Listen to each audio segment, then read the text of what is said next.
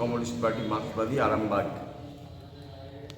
এক এরিয়া কমিটির পক্ষ থেকে আপনাদের ডেকেছি যে জন্যে যে আমাদের পার্টির ২৭তম রাজ্য সম্মেলন আগামী ২২ থেকে ২৫শে ফেব্রুয়ারি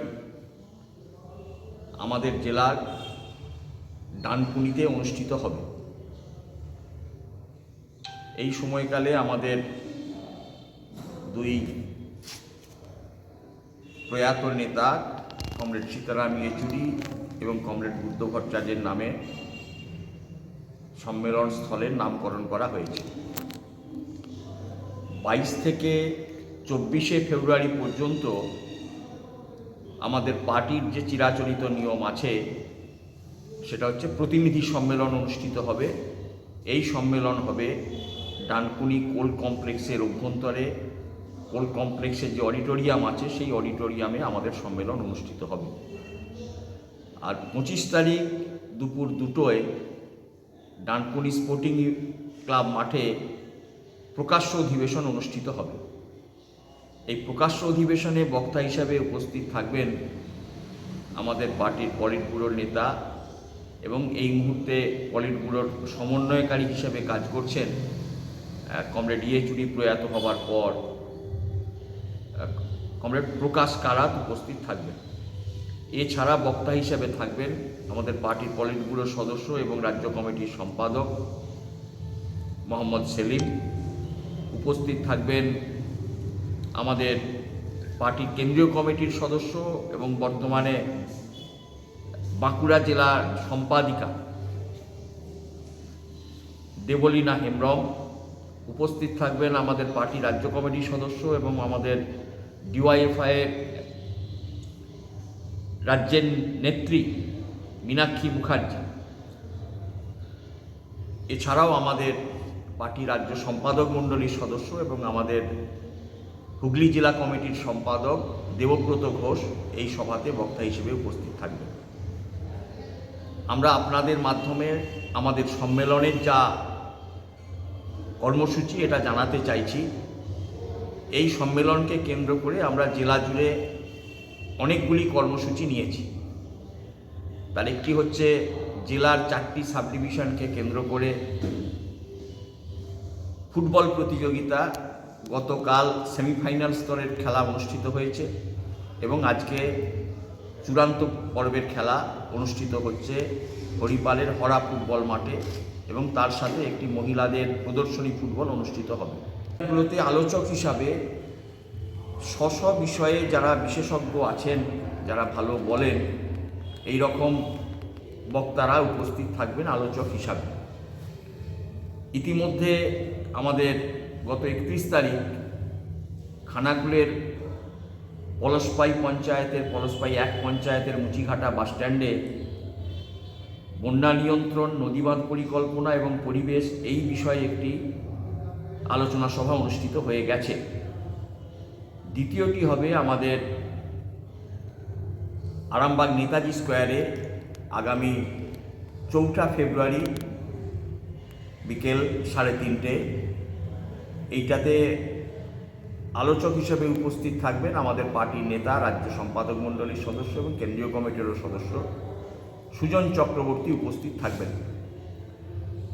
এখানে আমরা আলোচনার যা বিষয়বস্তু রাখতে চাইছি শিক্ষা এবং স্বাস্থ্যে বেসরকারীকরণ ও দুর্নীতি, এটাই হবে আলোচনার মূল বিষয়বস্তু। পরবর্তীকালে কৃষি বিষয়ক একটি আলোচনা সভা অনুষ্ঠিত হবে গোঘাটের কঙ্কালী কোল্ড স্টোরের, এটা ইনডোর হবে। বক্তা হিসেবে থাকবেন সূর্যকান্ত মিশ্র।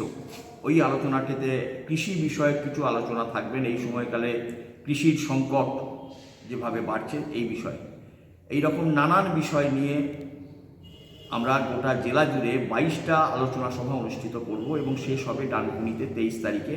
শেষ আলোচনাটা হবে 23শে ফেব্রুয়ারি ডানকুনিতে আমাদের সম্মেলনের মধ্য দিনে, দ্বিতীয় দিনে। এই হচ্ছে আমাদের যা কর্মসূচি আছে, এইটা আপনাদের কাছে আমরা রাখলাম এবং আগামী 4 তারিখের এই কর্মসূচিকে আপনারা কিছুটা আরামবাগের মানুষের কাছে প্রচারের আলোকে নিয়ে আসবেন, এই আবেদনও আপনাদের কাছে আমরা রাখছি।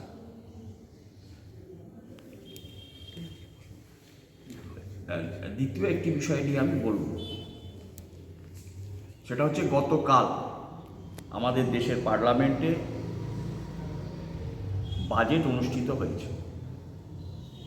এই বাজেটটি ছিল তৃতীয় এনডিএ সরকারের দ্বিতীয় পূর্ণাঙ্গ বাজেট।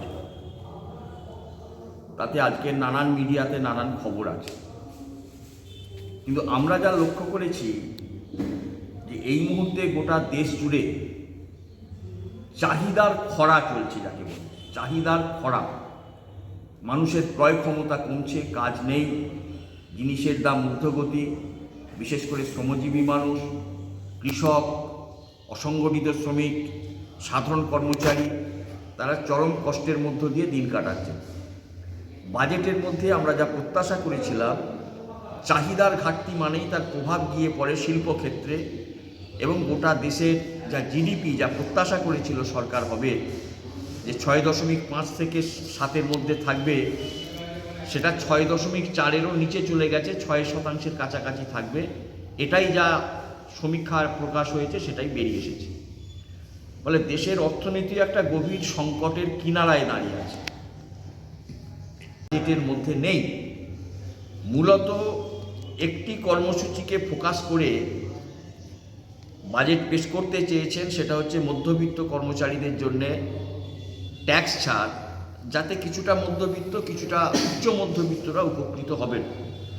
বাকি দেশের এই যে আপামর জনসাধারণ, তাদের জন্য কিছু নেই। উপরন্তু বিমা ক্ষেত্রে 100% বিদেশি বিনিয়োগের অনুমতি দেওয়া হবে ঘোষণা করেছে। এর ফলে আমাদের যে রাষ্ট্রায়ত্ত বিমা সংস্থা, সে চরম সংকটের মধ্যে পড়বে, চ্যালেঞ্জের মধ্যে পড়ে যাবে রাষ্ট্রায়ত্ত বিমা সংস্থা এলআইসি। ফলে এই যে পরিস্থিতি, যে গোটা দেশ একটা গভীর সংকটের দিকে যাচ্ছে, এই মুহূর্তে দেশের চরম সমস্যা হচ্ছে বেকারত্ব, কর্মসংস্থানের কোনো দিশা বাজেটে নেই। সরকার আশা করছে কিছু মধ্যবিত্ত মানুষের ট্যাক্সের টাকায় তারা কিছু জিনিস কিনবেন, তা দিয়ে বাজারে চাহিদা বাড়বে। এটা হচ্ছে একটা দিবা স্বপ্ন বলা চলে। নিশ্চিতভাবে কিছুটা চাহিদা হয়তো বাড়বে, কিন্তু দেশের যে অবস্থাটা দাঁড়িয়ে আছে, আপামর জনসাধারণের ক্রয় ক্ষমতা বাড়ানোর জন্যে, তার জন্যে নতুন শিল্পায়ন, নতুন কর্মসংস্থানের ব্যবস্থা যদি করা না যায়, তাহলে একটা চরম সংকটের দিকে আজকের প্রজন্ম, তরুণ যুব সমাজ যাচ্ছে। উপরন্তু যেভাবে এই যে আর্টিফিশিয়াল ইন্টেলিজেন্সের নাম করে যা চলছে, প্রযুক্তির উদ্ভাবন নিশ্চিত হবে, আটকানো তো যাবে না, কিন্তু এই এআইকে ব্যবহার করে কর্মসংকোচনের নীতি ভবিষ্যতে হয়তো আসবে, এই আশঙ্কা তৈরি হচ্ছে। ফলে আমরা গতকাল বাজেটের যে জনবিরোধী দিকটা, এটাই হচ্ছে বলতে চাইছি যে এই বাজেট দিয়ে সাধারণ মানুষের কোনো উপকার হবে না। কৃষকরা এখনো পর্যন্ত ধর্নায় বসে আছে, তাদের ফসলের ন্যূনতম দামের কোনো ঘোষণা নেই, এবং শ্রমিকদের শ্রম কোড লাগু হওয়ার জন্য প্রচেষ্টা চলছে। 1 এপ্রিল থেকে শ্রম কোড লাগু হলে শ্রমিক কৃতদাসে পরিণত হবে। ফলত আমাদের দেশের শ্রমিক কৃষক সংগঠনগুলি তারা কর্মসূচি নিয়েছে, আগামী 5ই ফেব্রুয়ারি তারা বাজেটের প্রতিলিপি পড়াবেন। এই কর্মসূচি তারা গ্রহণ করেছে, এটাও আপনাদের কাছে রাখি। সন্তানের পরে মন বসছে না, প্রচুর পরিশ্রম করেও আপনি আশানুরূপ পারিশ্রমিক পাচ্ছেন না, যার ফলে আর্থিক সংকট আপনার জীবনে দুঃখ এবং চাপের ছায়া ফেলেছে। দিনার ভারে জর্জরিত স্বামী স্ত্রীর মধ্যে প্রতিনিয়ত ভুল বোঝাবুঝি বেড়েই চলেছে। নতুন বাড়ি কিনেছেন, কিন্তু সেই স্বপ্নের বাড়িটা যেন আরও দুর্ভোগ নিয়ে এসছে আপনার জীবনে। আপনি ভাবছেন সস্তায় পাওয়া বাড়িটা নেওয়াটাই কি সঠিক সিদ্ধান্ত ছিল? এমনই সব দ্বিধাদ্বন্দ্ব এবং জীবনের কঠিন মুহূর্তে আপনাকে সঠিক পথে পরিচালিত করবেন আন্তর্জাতিক খ্যাতিসম্পন্ন স্বর্ণপদক ও স্বর্ণ মুকুটপ্রাপ্ত ডক্টর অজয় শাস্ত্রী। তিনি শুধু আপনাকে পথই দেখাবেন না, আপনার জীবনে সত্যিকারের সুখ, শান্তি, ঐশ্বর্য, অর্থ যেন সঠিক সময় আপনার কাছে পৌঁছে দেয়, সেই দায়িত্বও নেবেন। তাঁর অভিজ্ঞতা এবং জ্ঞানের আলোতে আপনার জীবন হয়ে উঠতে পারে নিরুদ্বেগ ও সমৃদ্ধির পথে ধাবমান। তাই আর দেরি নয়, স্ক্রিনে দেওয়া নাম্বারে এখনই ফোন করে ডক্টর অজয় শাস্ত্রীর সাথে যোগাযোগ করুন। কে জানেন, হয়তো একটিমাত্র ফোনই আপনার জীবনকে বদলে দিতে পারে।